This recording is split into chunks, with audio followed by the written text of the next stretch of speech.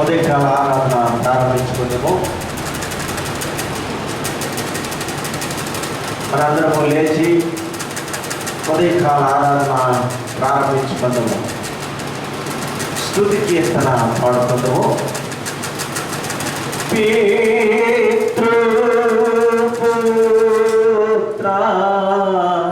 శుద్ధాత్మాలై మేళానిచు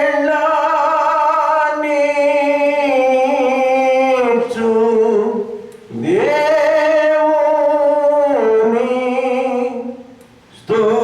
స్తుతించు సర్వ లోకమా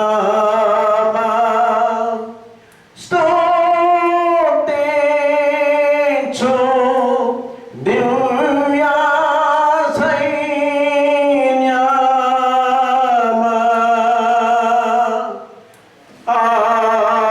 ఆమేన్. సమస్త దేశములారా యెహోవాకు ఉత్సాహధ్వని చేయుడి, సంతోషముతో యెహోవాను సేవించుడి. ఉత్సాహగానము చేయుచు ఆయన సన్నిధికి రండి. యెహోవాయే దేవుడని తెలుసుకొనిడి. ఆయనే మనలను పుట్టించెను, మనము ఆయన వారము, మనము ఆయన ప్రజలము, ఆయన మెప్పు గొర్రెలము. కృతజ్ఞతార్పణలు చెల్లించుచు ఆయన గుమ్మములలో ప్రవేశించుడి. కీర్తనలు పాడుచు ఆయన ఆవరణంలో ప్రవేశించుడి. ఆయనను స్తుతించుడి, ఆయన నామమును ఘనపరచుడి. యెహోవా దయాళుడు, ఆయన కృప నిత్యముండును, ఆయన సత్యము తరతరములు ఉండును. ప్రార్థన చేసుకున్నాము.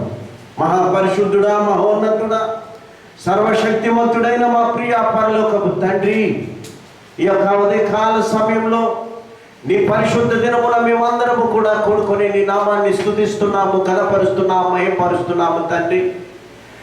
తండ్రి సంఘ బిడ్డలందరి కొరకు ప్రార్థన చేయించున్నాము. దేవా, ఎవరైతే బలహీనలై ఉన్నారో, ఏ కుటుంబం అయితే దుఃఖంలో ఉన్నదో వారందరి కొరకు నేను విజ్ఞాపన చేయించున్నాను, విన్నపము చేయించున్నాను, నా అంగలార్చుచున్నాను. తండ్రి, నా ప్రార్థన అంగీకరించండి ప్రభువా. కూడి వచ్చిన తండ్రి యవన బిడ్డలను బట్టి, కోయిన వారిని బట్టి స్తోత్రాలు చెల్లిస్తున్నాను. సంఘ బిడ్డలను బట్టి స్తుతులు చెల్లిస్తూ ఉన్నాను. ఎవరైతే తండ్రి కరోనా వ్యాధి చేత బాధపడుతూ ఉన్నారో, ఎవరైతే జ్వరము చేతను, దగ్గు చేతను, నా తండ్రి రొంప చేత, విపరీతమైనటువంటి ఒళ్ళు నొప్పుల చేత బాధపడుతూ ఉన్నారు, వారందరి కొరకు నేను ప్రార్థన చేయించుండగా నా ప్రార్థన, నా విజ్ఞాపన, నా అంగరార్పును మీరు అంగీకరించమని అడుగుతూ ఉన్నాను. దేవా తండ్రి, నీకు స్తోత్రాలు. తండ్రి, దేవప్రసాద్ గారి కొరకు ప్రార్థన చేయించున్నాము. తండ్రి, వారి కుటుంబం కొరకు ప్రార్థన చేయించున్నాము. తండ్రి, నా దేవానికి స్తోత్రాలు. ప్రభు, నా తండ్రి కుటుంబానికి మీ ఆదరణ, మీ ఆధారపును అనుగ్రహించండి. ప్రభు, మహోన్నతుడా, మహిమాన్వితుడా, సర్వశక్తిమంతుడా, కుటుంబానికి యజమానుడైనటువంటి బిడ్డను మీరు పిలుచుకొని ఉన్నారు. తండ్రి, దుఃఖంలో ఉన్న కుటుంబాన్ని ఆదరించండి, ఓదార్పునివ్వండి. ప్రభు, సంఘము ప్రార్థన విని ఆ కుటుంబానికి ఆదరణ కలుగు చేయమని అడుగుతా ఉన్నారు. తండ్రి, మహిమాన్వితుడా, మహోన్నతుడా, సర్వశక్తిమంతుడైన తండ్రి, ఇంకను ఎవరైతే బలహీనం చేత బాధపడుతూ ఉన్నారో, ఎవరైతే అల్పులై ఉన్నారో,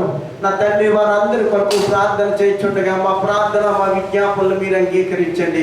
ఆయా దేశంలో ఉన్నటువంటి సంఘ బిడ్డలు ఉన్నారు ప్రభు, ఆయా రాష్ట్రంలో నా తండ్రి మా యొక్క సంఘ బిడ్డలు ఉన్నారు ప్రభు.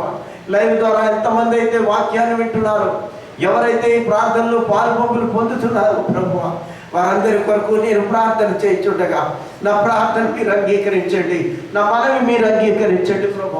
అల్పుడను తండ్రి, దీని సేవకుడను తండ్రి, దీనుడైనటువంటి నా ప్రార్థన మీరు అంగీకరించండి. తండ్రి, స్తుతులకు పాత్రుడా, స్తోత్రార్హుడా, మహోన్నతుడా, మహిమాన్వితుడా, సర్వశక్తిమంతుడైన తండ్రి, ఒక్క మాట చేత సర్వ సృష్టిని కలుగజేసినటువంటి గొప్ప దేవుడము కనుక తండ్రి, కరోనా అనేటువంటి భయంకరమైన వ్యాధిని ఒక మాట చేత తండ్రి, నా తండ్రి సమస్త స్వస్థతను మీరు అనుగ్రహించమని నేను అడుగుతా ఉన్నాను. వీడియో చేస్తున్న బిడ్డలను కనికరించండి, సమస్తము ఏర్పాటు చేసిన బిడ్డలను కనికరించండి, సంఘ బిడ్డలను కనికరించండి. లైవ్ ద్వారా ఎందరైతే వింటున్నారో వారందరినీ కూడా కనికరించి ఆకాశపు వాకిలిపై ఆశీర్వదించండి ప్రభువా. సంఘ పెద్దలను బట్టి స్తోత్రములు, సంఘ చిన్న బిడ్డలను బట్టి స్తోత్రములు, యవ్వన బిడ్డలను బట్టి స్తోత్రములు, ఇంకను తండ్రి భార్య భర్తలను బట్టి స్తోత్రములు.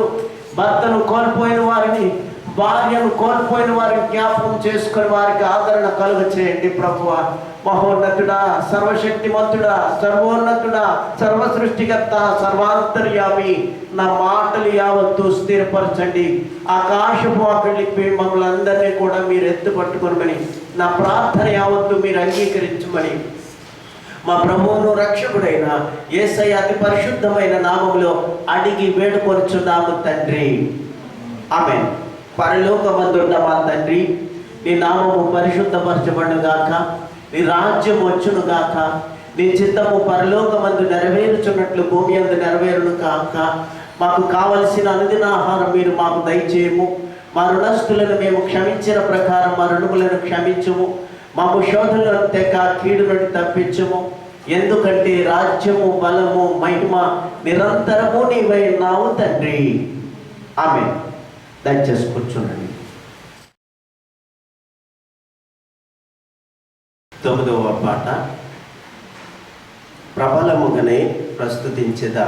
మొదటి చరణం, చివరి చరణం పల్లవి. ప్రబలముగానే ప్రస్తుతించెదా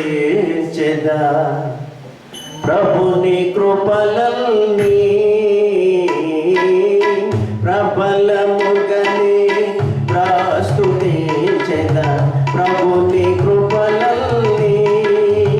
ప్రతిదినము నిన్ను ప్రచురపరచెదా, ప్రతిదినము నిన్ను ప్రచురపరచెదా, ప్రతిదినము నిన్ను ప్రచురపరచెదా ప్రభుడా కూడా. ప్రబలముగానే ప్రస్తుతించెదా ప్రభుని కృపలల్ని. ముందు కోరిన యందు నిలచిన బంధు మిత్రుడవు, ముందు కోరిన యందు నిలచిన బంధు మిత్రుడవు. మౌనమతిగా నౌనమొసగిన, మౌనమతిగా నౌనమొసగిన, మౌనమతిగా నౌనమొసగిన మహిమ తేజుడవు. ప్రబలముగానే ప్రస్తుతించెదా ప్రభుని కృపలల్ని. నిమిష నిమిషము నిన్ను భజించెదా నెమ్మనాములను, నిమిష నిమిషము నిన్ను భజించెదా నెమ్మనాములను. జమజమాది శుభున శోభిత, జమజమాది శుభున శోభిత, జమజమాది శుభున శోభిత సమ్మదిని నిమ్మా. ప్రబలముగానే ప్రస్తుతించెదా ప్రభుని కృపలల్ని, ప్రబలముగానే ప్రస్తుతించెదా ప్రభుని కృపలల్ని. ప్రతిదినము నిన్ను ప్రచురపరచెదా, ప్రతిదినము నిన్ను ప్రచురపరచెదా, ప్రతిదినము నిన్ను ప్రచురపరచెదా ప్రభుడా కూడా. ప్రబలముగానే ప్రస్తుతించెదా ప్రభుని కృపలల్ని. దేవుని వాక్యమును చదువుకుందాము. ఈ సమయంలో ఇర్మియా గ్రంథము 29వ అధ్యాయము 11 నుండి 14 వచనములు. ఎవరి బిడ్డ స్వేచ్ఛను దేవుని వాక్యాన్ని చదవాలని ప్రేమపూర్వకంగా నేను ఆహ్వానిస్తూ ఉన్నాను. ఈ పరిశుద్ధ దినమునకే ఏర్పాటు చేయబడిన వాక్య భాగము ఇర్మియా గ్రంథము 29వ అధ్యాయం 11 నుంచి 14 వచనం. నేను మిమ్మల్ని గూర్చి ఉద్దేశించిన సంవత్సరాన్ని నేను ఎరుగుదును, రాబో కాలమందు మీకు నిరీక్షణ కలిగినట్లుగా అవి సమాధానకరమైన ఉద్దేశములే గాని హానికరమైనవి కాదు. ఇదే యెహోవా వాక్కు. మీరు నాకు మొరపెట్టుదురనేని, మీరు నాకు ప్రార్థన చేయు వద్దురేని నేను మీ మనవి ఆలకింతును. మీరు నన్ను వెతికిన ఎడల, పూర్ణ మనస్సుతో నన్ను గూర్చి విచారణ చేసిన ఎడల మీరు నన్ను కనుగొందురు. నన్ను నేను మీకు కనపరుచుకుందును. ఇదే యెహోవా వాక్కు. నేను మిమ్మల్ని చెరల నుండి రప్పించదను. నేను మిమ్మల్ని చెరపట్టి ఏ జనులలోనికి, ఏ స్థలములలోనికి మిమ్మల్ని తోలివేసితునో ఆ జనములందరిలో నుండి, ఆ స్థలములన్నిటిలో నుండి మిమ్మల్ని సమకూర్చి రప్పించదను. ఇదే యెహోవా వాక్కు. ఎచ్చటి నుండి మిమ్మల్ని చెరకు పంపితునో అచ్చటికే మిమ్మల్ని మరలా రప్పించును. దేవుడి పరిశుద్ధ వాక్యం. విజ్ఞాపన ప్రార్థన పాస్టర్ గారు చేయాలని ప్రేమపూర్వకంగా వారిని ఆహ్వానిస్తూ ఉన్నాను. ప్రార్థన చేసుకున్నాను. స్తోత్రం దేవ, స్తోత్రం నాయన, పరిశుద్ధుడ, మహోన్నతుడ, ఘనమైన తండ్రి, మీ బంగారు పాదములకు వేలాది వందనములు స్తోత్రములు. నా రక్షకానికి స్తోత్రములు దేవ. గడిచిన 7 నెలలు కూడా మమ్మల్ని కాచి కాపాడి తండ్రి, ఈ యొక్క 8వ నెలలో 2వ పరిశుద్ధులను పరిశుభ్రందుకు మీకు వందనాలు స్తోత్రాలు. మీ పరిశుద్ధమైన మా పాదములకు వందనాలు స్తోత్రాలు తండ్రి. దేవ, భయంకరమైన పరిస్థితిలో ఉంటున్న మమ్మల్ని కనికరించండి, కృప చూపించండి, సహాయం చేయండి. ఆమెకి స్తోత్రములు. బలహీనలేని బిడ్డలు బలపరచండి, అనారోగ్యమైన బిడ్డలను ముట్టండి, స్వస్థపరచండి. దేవ, మీకు వందనాలు స్తోత్రాలు తండ్రి. నా రక్షక మీకు వందనాలు ప్రభా. యేసయ్య మీకు వందనాలు తండ్రి. దేవప్రసాద్ గారిని మీరు పిలుచుకొని ఉన్నారు ప్రభు. విడిచి వెళ్ళిన కుటుంబానికి ఆదరణ నాయన, ఓదార్పును, శాంతిని, సమాధానాన్ని, నెమ్మదిని దయచేయండి ప్రభు. దేవ, మీకు వందనాలు స్తోత్రాలు. ఇంకా ఎవరైతే బలహీనంగా ఉన్నారో ప్రభు, ప్రతి వారిని కూడా మీరు ముట్టి స్వస్థపరచండి. అనారోగ్యంగా బిడ్డలను తండ్రి బలపరచమని బ్రతిమాడుకొంచున్నాం. ఈ యొక్క భయంకరమైన స్థితి నుంచి మమ్మల్ని అందరినీ కూడా త్వరలో విడుదల దయచేయండి. మీరే సహాయం చేయమని మనం చేసుకుంటున్నాం ప్రభా. మేము ఇప్పుడు తండ్రి మీ దీనదాసుని వారికి వచ్చి మీరు మాట్లాడండి నాయన. మీకు వందనాలు నాయన. ఆది నుంచి చివరి వరకు కూడా ఈ ఆరాధన అంతట్లో కూడా మీ కృప కాపుదల గురించి నడిపించి నాయన ఈ యొక్క ఆరాధన నడిపిస్తున్న బిడ్డల్ని తండ్రి, కోయిరు బిడ్డల్ని నాయన ఆరాధన అంతట్లో కూడా మీరుండి నడిపించి ఆది నుంచి చివరి వరకు కూడా మీరే ఉండి సమస్త మహిమ, ఘనత, ప్రభావం మీరు పొందమని కొద్ది మనల్ని మా ప్రభుని యేసయ్య బెట్ట అడుగుతున్నాం మా తండ్రి. ఆమేన్. సమయంలో కోయిర్ వారు స్తుతి ఆరాధనలు నడిపించాలని ప్రేమపూర్వకంగా వారిని ఆహ్వానిస్తూ ఉన్నా.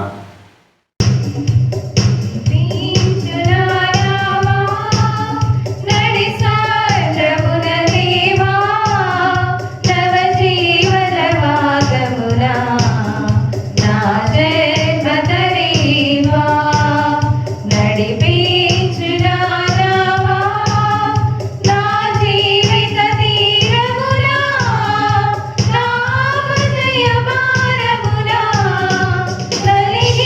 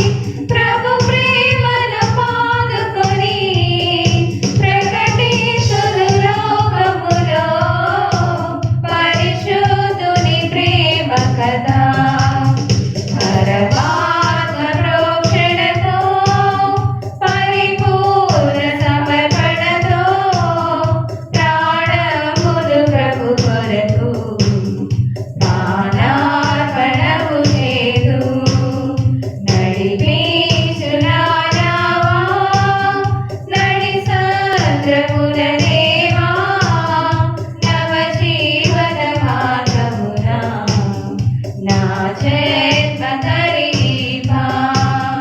నడిపించురావా మా తండ్రి దేవా ప్రభువా హల్లెలూయా హల్లెలూయా హల్లెలూయా హల్లెలూయా. మహాశక్తిమంతుడా మహోన్నతుడా సర్వశక్తిమంతుడైన దేవా, నీ కృప చేత నీ కనికరము చేత నీ ఆశీర్వాదము చేత తండ్రి మమ్మల్ని ఎంతగానో కాపాడుతూ ఉన్నందుకు స్తోత్రములు చెల్లిస్తున్నాము తండ్రి. గతించిన కాలం అంతా కూడా తండ్రి ఎన్నో విపత్కర సంఘటనలు ఉన్నప్పటికీ కూడా నీ దయ చేత నీ కనికరము చేత నీ మందిరంలో కూడుకొని నిన్ను స్తుతించి నిన్ను ఘనపరిచి నిన్ను మహింపరిచి నిన్ను నా తండ్రి కొనియాడేటటువంటి భాగ్యాన్ని అవన బిడ్డలకు దయచేసి ఉన్నారు తండ్రి. నీకు స్తోత్రాలు ప్రభువా.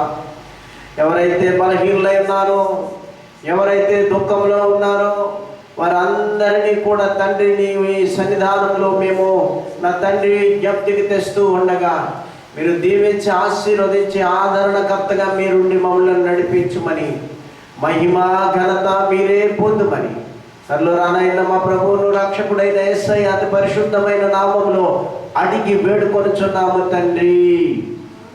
ఆమేన్. దయచేసి కూర్చునండి. వాక్యాన్ని దేవుడి వాక్యాన్ని విందాము. దయతో సహకరించాలని ప్రాపూర్వకంగా మీకు తెలియజేస్తూ ఉన్నాను. ఇర్మియా గ్రంథము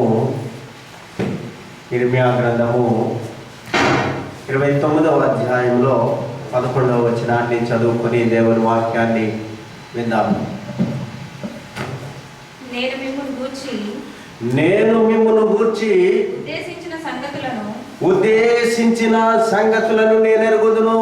రాబో కాలమందు నీకు నిరీక్షణ కలుగునట్లుగా అవి సమాధానకరమైన ఉద్దేశములే కాని హానికరమైనవి కావు. ఇదే దేవుని యొక్క వాక్కని ఇర్మియా తెలియచేస్తా ఉన్నాడు. ప్రియా సహోదరి సహోదరుడా, గత కాలం అంతా కూడా మనల్ని దేవుడు కాపాడి ఉన్నాడు.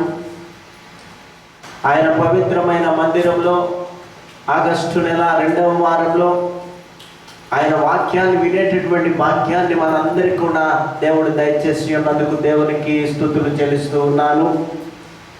ఇక మీదట సమాధానకరమైనటువంటి ఉద్దేశములే కానీ ఎంత మాత్రము కూడా హానికరమైన ఉద్దేశములు మీ కుటుంబంలో ఉండవని ఇర్మియాతో దేవుడు చెప్పి ఇశ్రాయేలీలకు తెలియచేస్తూ ఉన్నాడు. ఈ దినాన నీకును నీ కుటుంబానికి నీ శ్రేష్టమైన వర్తమానము తెలియచేస్తూ ఉన్నాడు. ప్రియ సహోదరి సహోదరుడా, సమాధానకరమైన మాటలు నీ విందువు నీ కుటుంబంలో, సంతోషకరమైనటువంటి మాటలు నీ విందువు నీ కుటుంబంలో నీ బిడ్డలతో కలిసి. అందుకనే దేవుడు తెలియచేస్తా ఉన్నాడు, మిమ్మును గూర్చి ఉద్దేశించిన సంగతులను నేనెరుగుదును. దేవునికి తెలియనిది ఏమైనా ఉందా? దేవునికి తెలియనిది ఏమైనా ఉందా?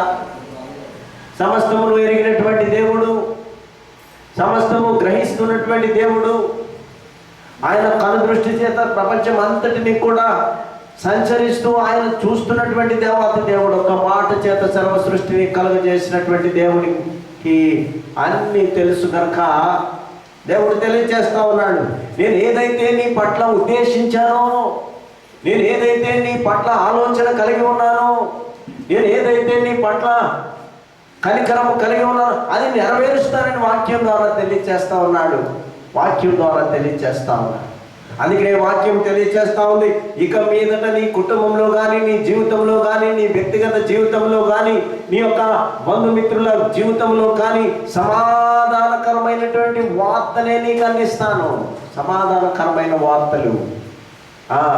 ఎంత మాత్రము కూడా దుఃఖం ఉండదని, వేదన ఉండదని, కన్నీళ్ళు ఉండవని దేవుని వాక్యము తెలియజేస్తా ఉంది. ప్రియ సహోదరి సహోదరుడా, ఇవైతే దేవుని యందు విశ్వాసం ఉంచి ఉన్నావా? నేనంటా ఉన్నాను, ఈ దినము దేవుని యొక్క సందేశాన్ని అంశంగా నిరాశలో నిరీక్షణ కలిగి ఉండాలి.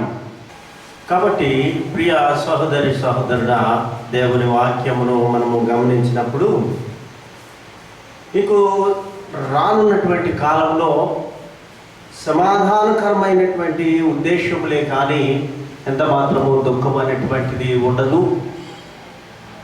ఈ కుటుంబంలో కానీ నీ బిడ్డల్లో కానీ ఎంత మాత్రం ఉండదని ఇశ్రాయేల్ అందరికీ కూడా వాగ్దానాన్ని ఇస్తూ ఉన్నాడు. దేవుడు ఇస్తూ ఉన్నాడు. మన జీవితంలో గొప్ప కార్యాలు జరుగుతూ ఉంటే అది అనుకుంటా ఉంటాము, దేవుడు నా కొరకు మంచి, నేను నిరీక్షించినటువంటి కార్యాలు నా కొరకు జరిగాయనేటువంటి సత్యాన్ని మనము తెలియజేస్తూ ఉంటాం. ఎప్పుడైతే ఆ నిరీక్షణ అనేటువంటిది కోల్పోతామో అప్పుడు దినదినము కూడా మనం బలహీనపడుతూ ఉంటాం. మనకు ఉన్నటువంటి పరిస్థితులను బట్టి బలహీన పడకూడదు, కానీ నిరాశలో కూడా నిరీక్షణ కలిగి ఉంటే అదే ప్రాముఖ్యమైనటువంటి ఆశగా మనము పరిగణలోనికి తీసుకొనవచ్చు. పరిశుద్ధుడైన పౌలు రోమీయులకు రాసినటువంటి పత్రికా భాగంలో శ్రేష్టమైనటువంటి ఆ మాటను మనం చూస్తే 12:12లో కూడా శ్రేష్టమైన నిరీక్షణ గూర్చి పరిశుద్ధుడైన పౌలు గారు మాట్లాడుతూ ఉన్నారు. నిరీక్షణ గలవారై సంతోషించుచు శ్రమయందు ఓర్పు గలవారై ప్రార్థనయందు పట్టుదల కలిగి ఉండుడి అని ఆయన తెలియజేస్తా ఉన్నారు. కాబట్టి ఎప్పుడైతే మనకు నిరీక్షణ అనేటువంటిది నీ హృదయంలో ఉంటుందో, నీ మనసులో ఉంటుందో, నీ వ్యక్తిగత జీవితంలో ఉంటుందో, నీ కుటుంబ జీవితంలో ఉంటుందో, అది ఎటువంటి కార్యమైనప్పటికీ కూడా ప్రార్థన ద్వారా సాధించగలమనేటువంటి సత్యాన్ని పరిశుద్ధుడైనటువంటి పౌలు మరి తెలియజేస్తా ఉన్నాడు. శ్రమలు వస్తాయి, దుఃఖం వస్తుంది, వేదన వస్తుంది, కన్నీళ్ళు వస్తాయి, ఎన్నో మన జీవితంలో నలిగిపోయేటటువంటి పరిస్థితులు ఉంటాయి. కానీ ఓర్పు కలిగి శ్రమయందు పట్టుదల కలిగి ఉన్నప్పుడు, ప్రార్థించినప్పుడు, దేవుని నామాన్ని స్తుతించినప్పుడు, గనపరిచినప్పుడు ఆ శ్రమలో, నిరీక్షణలో, నిరాశలో కూడా నీకు నిరీక్షణ అనేటువంటిది ఉంటుందనే సత్యాన్ని వాక్యం తెలియజేస్తా ఉంది. కాబట్టి ప్రియ సహోదరి సహోదరుడా, నిరాశలో నిరీక్షణ కలిగి మనము జీవించాలి. ఆశతో ముందుకు సాగడానికి, దేవుని యొక్క రాజ్యాన్ని మనం పొందుకోవాలి అంటే, దేవుని యొక్క ఉన్నతమైన రాజ్యంలో మనం ఉండాలి అంటే నిరీక్షణ కలిగి విడుదల విమోచన కలుగు చేస్తాడనే, నీ జీవితానికి విడుదల కలుగు చేస్తాడు, నీ జీవితానికి విమోచన కలుగు చేస్తాడు, నిత్య రాజ్యంలో, పరలోక రాజ్యంలో నీకు ఒక స్థానమంటూ కల్పిస్తాడనేటువంటి సత్యాన్ని కలిగి నిరీక్షణ కలిగి లోకంలో మనం ఉన్నప్పుడు, ఒక దుఃఖం వచ్చినప్పుడు మనం ఏం చేస్తామంటే మన నిరీక్షణ జీవితాన్ని మనం కోల్పోతూ ఉంటాం. దుఃఖం వచ్చినప్పుడు, కన్నీళ్ళు వచ్చినప్పుడు, వేదన వచ్చినప్పుడు మనకు ఉన్నటువంటి ఆ విశ్వాస సహితమైనటువంటి జీవితాన్ని విడిచిపెడుతూ ఉంటాం. నా భవిష్యత్తు నా చేతుల్లో లేదు, నా భవిష్యత్తు నా చేతుల్లో లేదు, అది సాతాను యొక్క చేతుల్లోకి వెళ్ళిపోయింది అనేటువంటి సత్యాన్ని ఒక్కొక్కసారి మనం బలహీనపడతా ఉంటాం. కానీ దేవుడు తెలియజేస్తా ఉన్నాడు, నీవు ఓర్పు కలిగి శ్రమయందు పట్టుదల కలిగి దేవుని వాక్యాన్ని కలిగి నిరంతరము ప్రార్థించేవారుగా ఉండాలని వాక్యం ద్వారా ఆయన తెలియజేస్తా ఉన్నాడు. పరిశుద్ధుడైనటువంటి పౌలు గారు హెబ్రీయులకు రాసిన పత్రికలో ఆయన శ్రేష్టమైనటువంటి మాటను తెలియజేస్తూ ఉన్నాడు. ప్రియా సహోదరి సహోదరుడా, 11వ అధ్యాయం 1వ వచనంలో మనం చూసినప్పుడు, విశ్వాసం అన్నది నిరీక్షింపబడు వాటి యొక్క నిజ స్వరూపము, అదృశ్యమైనవి ఉన్నవని అనుటకు రుజువై ఉన్నవని వాక్యం తెలియజేస్తా ఉంది. కాబట్టి ఏదైతే కంటికి కనిపించదో ఉన్నదని నువ్వు నిరీక్షించాలి. ఏదైతే నీ కొరకు జరగడం లేదో అది జరుగుతుందనేటువంటి నిరీక్షణ కలిగి ఉండాలని పౌలు గారు తెలియజేస్తా ఉన్నారు. అందుకనే ఆయన తెలియజేస్తున్నటువంటి విశ్వాసం అన్నది నిరీక్షింపబడి వాటి యొక్క నిజస్వరూపము.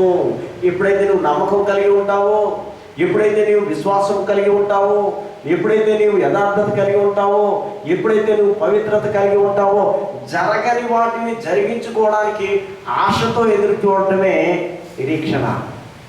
ఆశతో ఎదురు చూచుటే నిరీక్షణ. అందుకే పౌలు గారు ఆ మాటను తెలియజేస్తా ఉన్నాడు. అదృశ్యమైనవి అంటే కంటికి కనిపించినవి, కనిపించినవి జరిగించుకోవడానికి ప్రభువులో పట్టుదల కలిగి ఉంటాం. అవి జరిగించడానికి నీ జీవితానికి ఏదైతే అవసరమో దాని కొరకు, దేని కొరకైతే నువ్వు నిరీక్షిస్తున్నావో, దేని కొరకైతే నువ్వు ఆశిస్తూ ఉన్నావో, దేని కొరకైతే నువ్వు పొందుకోవాలని ఆశపడతా ఉన్నావో అది నీకు కంటికి కనిపించదు, కానీ జరుగుతుందనేటువంటి నమ్మకాన్ని నువ్వు ఉండాలి. జరుగుతుందనేటువంటి విశ్వాసం నీకు ఉండాలి. నేను జరిగించుకోవలసినటువంటి ఉన్న జీవితంలో శ్రేష్టమైన కార్యం ఒకటి ఉన్నది. శ్రేష్టమైన కార్యం ఉన్నది. నా కుటుంబం కొరకైనా, నా వ్యక్తిగత జీవితమైన, నా కొరకైనటువంటి ఒక జరిగించుకోవలసినటువంటి కార్యం ఉన్నది. అది నా కంటికి కనిపించడం లేదు, కానీ ప్రభు చేస్తాడనేటువంటి ఆ నిరీక్షణ అనేటువంటిది కలగాలి. నిరీక్షణ అనేటువంటిది మనం కలిగి ఉండాలనేటువంటి ఆ మాటను పరిశుద్ధుడైన పౌలు గారు తెలియజేస్తా. అదే విశ్వాసమై ఉన్నదని వాక్యం ద్వారా తెలియజేస్తా ఉన్నాడు. యెషయా ప్రవక్త కూడా శ్రేష్టమైన మాట 40వ అధ్యాయంలో 31వ వచనంలో కూడా శ్రేష్టమైనటువంటి ఆ మాటను తెలియజేస్తూ మనకి తెలియజేస్తా ఉన్నారు. ప్రవక్త అయినటువంటి ఆ యెషయా గారు, యెహోవా కొరకు ఎదురు చూసేవారు నూతన బలము పొందుదురు. నూతన బలము పొందుదురు. వారు పక్షిరాజుల వలె, వారు పక్షిరాజు వలె రెక్కలు చాపి పైకెగురుని దేవుని వాక్యం తెలియజేస్తా ఉంది. ఎదురు చూపు అనేటువంటిది అది నిరీక్షణ అయి ఉన్నది. నీకైతే నీకు కావాల్సిన దాన్ని పొందుకోవడానికి ఎదురు చూపుగా ఉన్నది. అందుకే ఆయన మాట తెలియజేస్తూ, యెహోవా కొరకు ఎదురు చూచేవారు నూతన బలమును పొందుకుంటారు. నూతన బలం కావాలి అంటే ప్రభు కొరకు ఎదురు చూడాలి. ప్రభు రాకడ సమీపిస్తూ ఉన్నది. దేవుని రాకడ రాబోతూ ఉంది కనుక, ప్రభు రాకడ కొరకు నువ్వు వేచి ఉన్నావు కనుక నిరీక్షణ అనేటువంటిది, ప్రభు వస్తాడు, ప్రభు ద్వారా నేను తగిన ఆశీర్వాదములు పొందుకుంటాను, ప్రభు ద్వారా తగినటువంటి ప్రతిఫలాన్ని నేను పొందుకుంటాను, తగినటువంటి ఆశీర్వాదము పరలోకపు ఆశను నేను పొందుకుంటాననే సత్యాన్ని మనం గ్రహించి ఎదురు చూపు అనేటువంటిది ప్రభు కొరకు ఎవరైతే చూస్తారో, ఎవరైతే ప్రభు కొరకు ఎదురు చూస్తారో, ఎవరైతే ప్రభు కొరకు నిరీక్షిస్తారో, ఎవరైతే ప్రభు కొరకు నా ప్రభు నా కొరకు వస్తాడనేటువంటి వారికి బలాన్ని కలుగు చేయదును అని వాక్యం ద్వారా తెలియజేస్తాను. ఎదురు చూపు అనేటువంటిది చాలా ప్రాముఖ్యమైనది. నీ దుఃఖంలో కానీ, నిరాశలో కానీ, నిస్పృహలో కానీ, కన్నీటిలో కానీ, దుఃఖంలో కానీ, వేదనలో కానీ దేవుని కొరకు ఎదురు చూచి వారు నూతనమైన బలాన్ని పొందుకుంటారని తెలియజేస్తా ఉన్నాడు. కాబట్టి నువ్వు దేవుని కొరకు ఎదురు చూస్తున్నావా?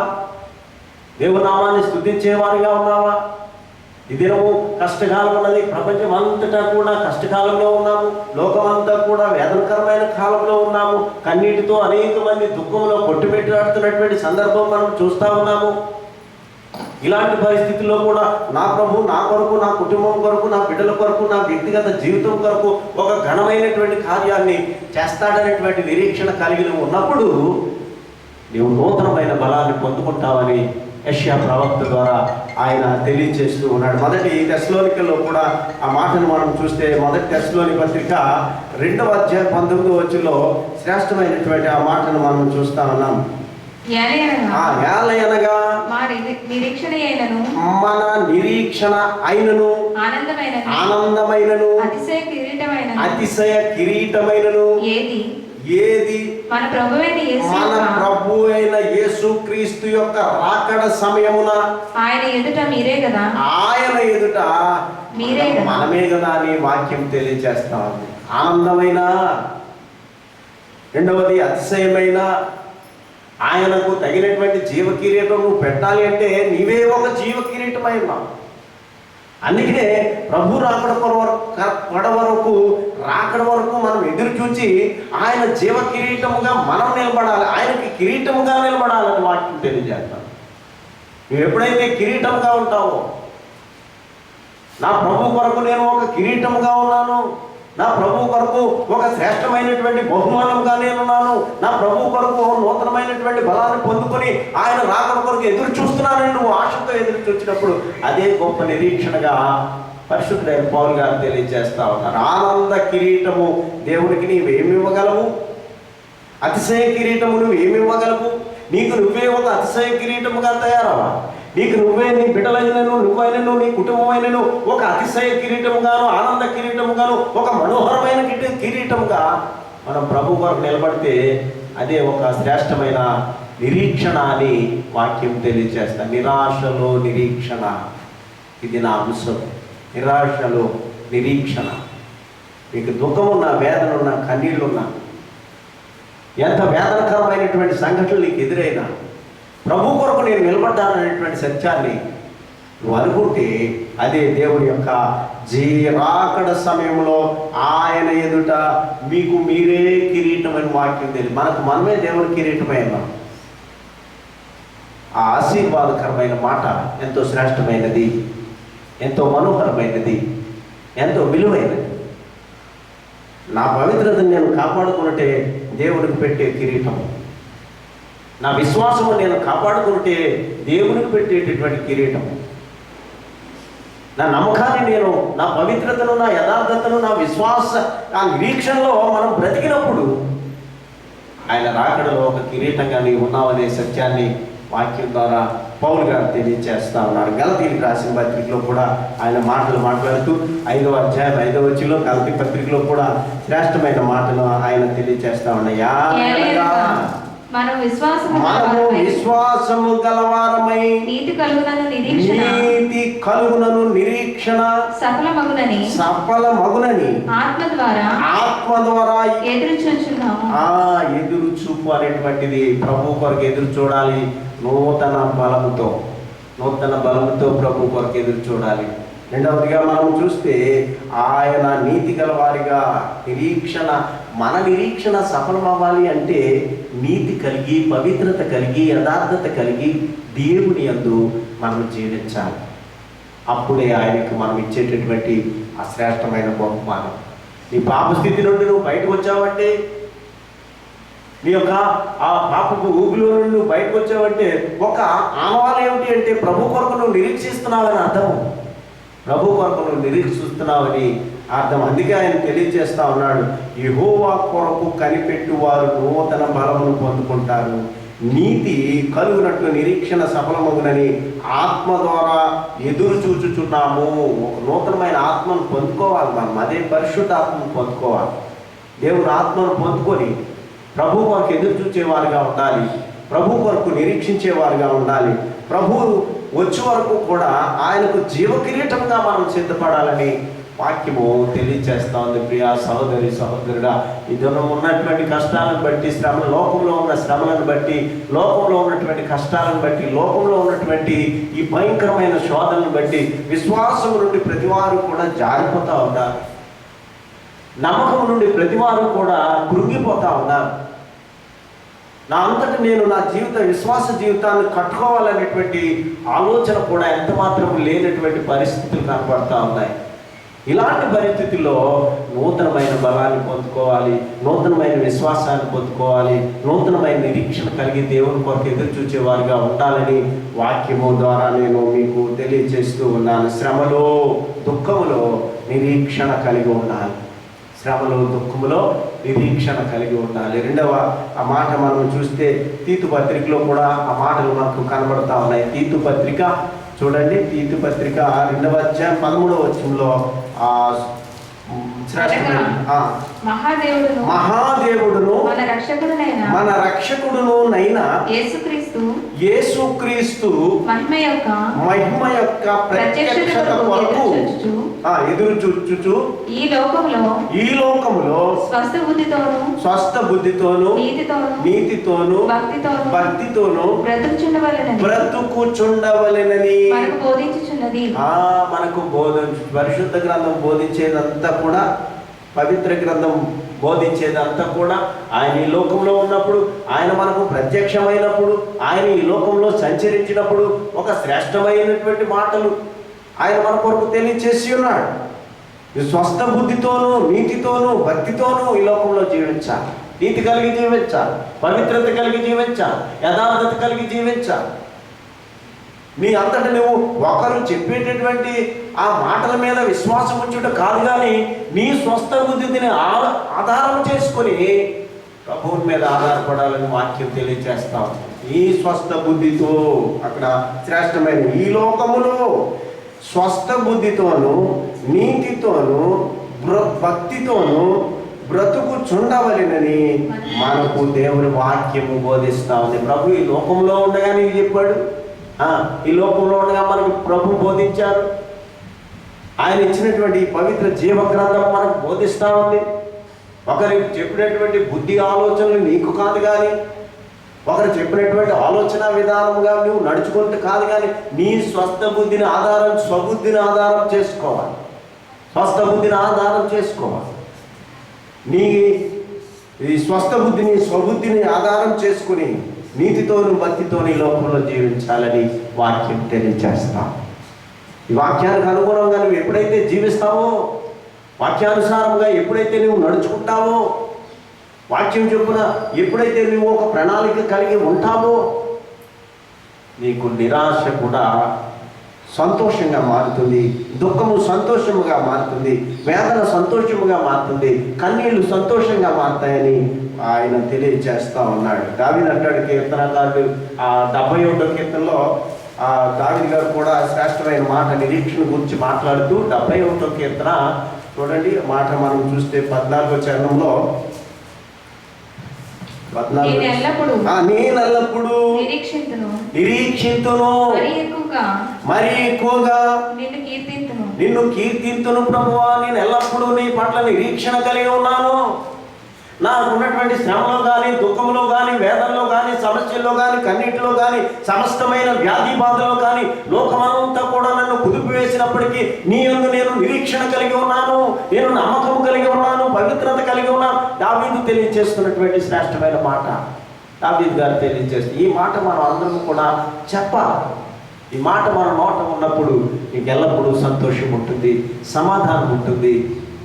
అందుకనే ఆ వాక్యం మనము చాలా నువ్వు ఆలోచన చేసి ఒక్కొక్కసారి నీ నోట పలికినప్పుడు, నేను ఎల్లప్పుడూ నిరీక్షింతును, నేను మరీ ఎక్కువగా నిన్ను కీర్తింతును.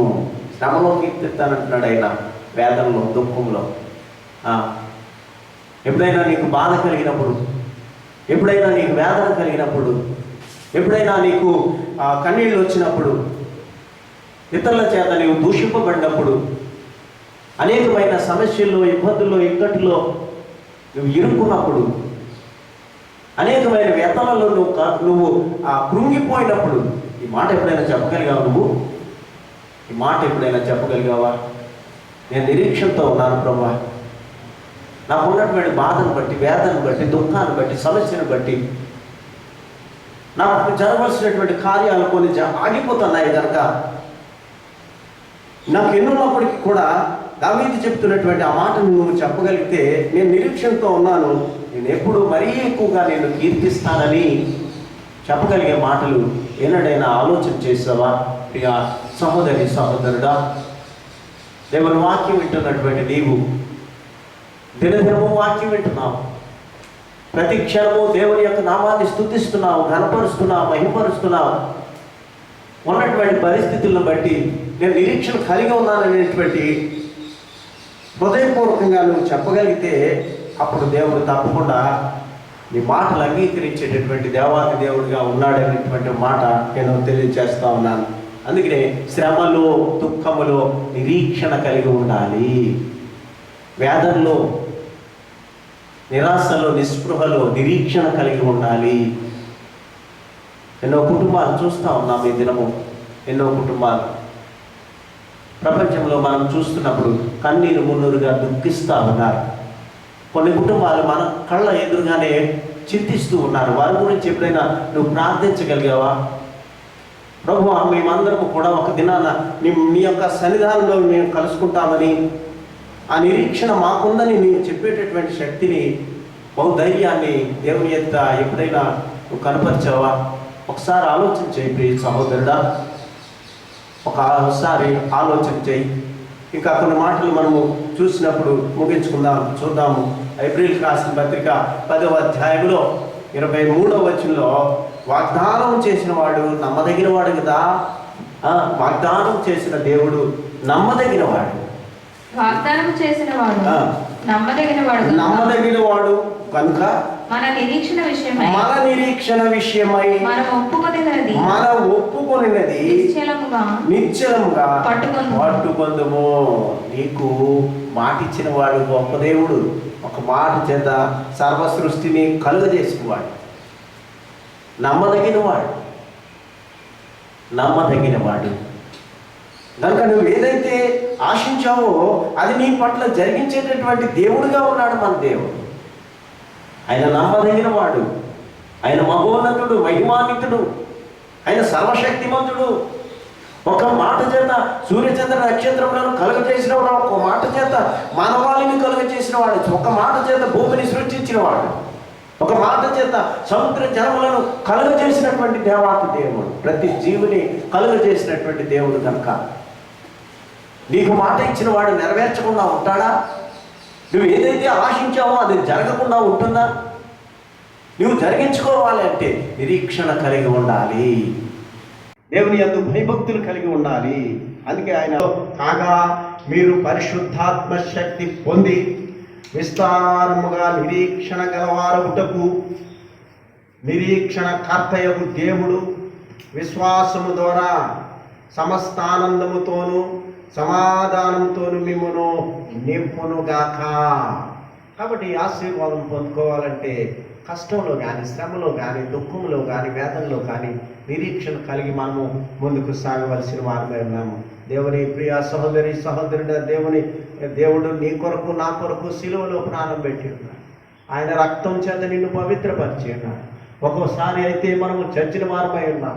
ఒకసారి అయితే నువ్వు బాప్తిస్మం పొందకముందు, నువ్వు మారు మనసు పొందకముందు నువ్వు చచ్చిన వారమై, నేను చచ్చిన వాడనై ఉండగా యేసు ప్రభు నీ కొరకు నా కొరకు సిలువలో రక్తాన్ని పెట్టాడు, చిందించాడు. ప్రతి రక్తపు బిందువు కూడా చిందించబడింది. ఆ రక్తపు బిందువు నిన్ను పవిత్రపరిచింది. కనుక ఈ లోకంలో ఉన్నట్టుగా నిరాశలో కానీ, నిస్పృహలో కానీ నిరీక్షణ కలిగి ఉండు. శ్రమలో కానీ, దుఃఖంలో కానీ నిరీక్షణ కలిగి ఉండు. దేవుని వాక్యం పట్ల నిరీక్షణ కలిగి ఉండు. ఈ 3 మాటలు మనం ఎప్పుడు కూడా మర్చిపోకూడదు.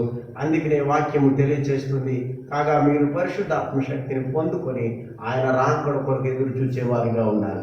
అట్టి కృప పరిశుద్ధాత్మ దేవుడు మన అందరికీ అనుగ్రహించునుగాక. ఆమేన్. ప్రార్థన చేద్దాం. ప్రేమగల తండ్రి, కృపగలనైనా ఇంతవరకు శ్రేష్టమైన వాక్యాన్ని అందించినందుకు స్తోత్రములు చెల్లిస్తున్నాం. ఈ రీతిగానే వాక్యం లైవ్ ద్వారా వింటున్న బిడ్డలు, రికార్డింగ్ చేస్తున్న బిడ్డలను, ఎందరైతే వాక్యం వింటున్నారో తెలుగు బాప్టిస్టు సంఘ బిడ్డలను, అదే రీతిగా ఆదరణ లేనటువంటి దేవప్రసాద్ గారి యొక్క కుటుంబం కొరకు నా తండ్రి నేను ప్రార్థన చేయించుండగా నా ప్రార్థన మీరు అంగీకరించి సంఘ పెద్దలను, సంఘ విశ్వాసులను, డీకన్ బోర్డు మెంబర్లను, ఇంకనూ అనేక మంది బలహీనులైన బిడ్డలను మీరు జ్ఞాపకం చేసుకొని నా మాటలు యావత్తు మీరు స్థిరపరిచి నిరీక్షణతో మేము ఆశతోనూ మేము ఆ నిరాశలో కానీ, నిస్పృహలో కానీ తండ్రి నిరీక్షణ కలిగి ఉండాలి. శ్రమలో కానీ, దుఃఖంలో కానీ నిరీక్షణ కలిగి ఉండాలి. నీ వాక్యం వినుటలో మేము నిరీక్షణ కలిగి ఉండలాగున నీ కృపను మాపై ఉంచమని మా ప్రార్థన యావత్తు మీరు అంగీకరించమని మా ప్రభువును రక్షకుడైన యేసయ్య అతి పరిశుద్ధమైన నామంలో అడిగి వేడుకొనుచున్నాము తండ్రి. ఆమేన్. తండ్రి అయిన దేవుని ప్రేమ, కుమారుడైన యేసుక్రీస్తు కృప, పరిశుద్ధాత్మ యొక్క దీవెన, ఆశీర్వాదము ఇప్పుడు ఎల్లప్పుడూ సదాకాలము దుఃఖంలో ఉన్న కుటుంబానికి, బలహీనముగా ఉన్న కుటుంబాలకు, ప్రాముఖ్యంగా మందిరంలో ఉన్న ప్రతి బిడ్డ కుటుంబానికి దేవుడు సదా తోడై ఉండి దీవించి ఆశీర్వదించునుగాక. ఆమేన్.